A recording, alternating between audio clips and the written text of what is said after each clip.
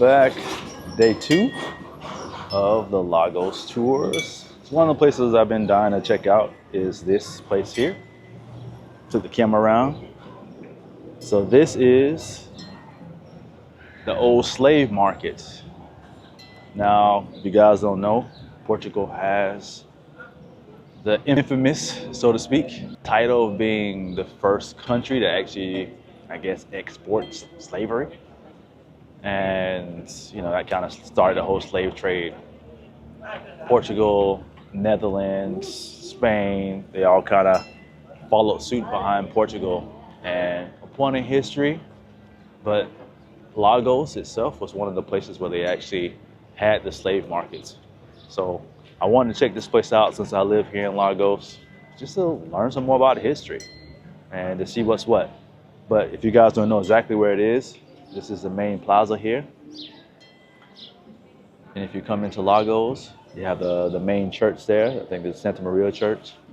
And you come to the main plaza right off the water. And then you can hit up the museum here. And it stretches all the way back around the corner. And so it's kind of deep. So it's a nice place to check out. But anyway, let's get to it. So I decided my friend told me about this place. Museum focused on slave trade, horror,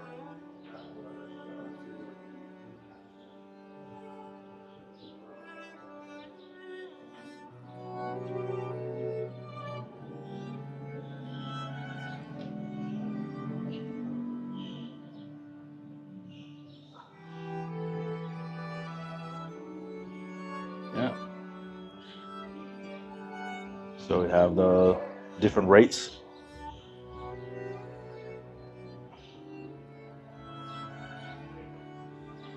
So pretty cool.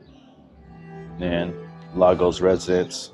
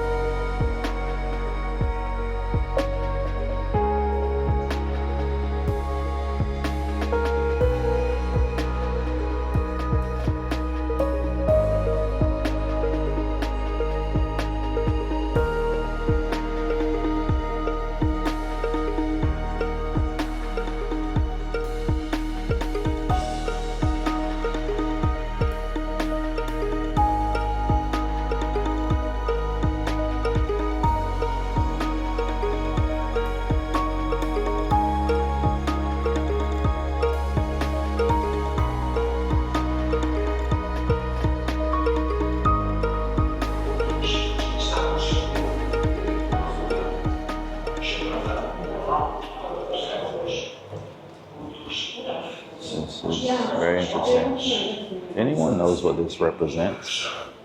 Let me know. All right, so back outside of the slave market. And what are my initial impressions? Now, I still have to go to the other side, but it's really interesting.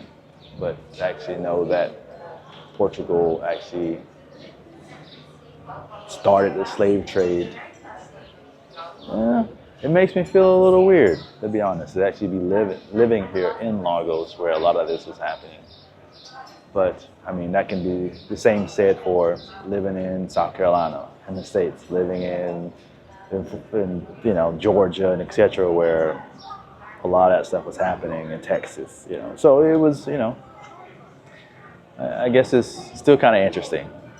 It's just good knowing the history, and hopefully people learn from the history, because I think people have a short-term memory when it comes to the atrocities that humans have accosted other humans throughout history. And people try to cover up history, especially in the U.S. Textbooks are being banned from schools and etc. So it's an important moment in time, so that people can start thinking about this and preserving this history. Because if you don't know your history, it will repeat itself. So you come around to the side of the building. Yeah.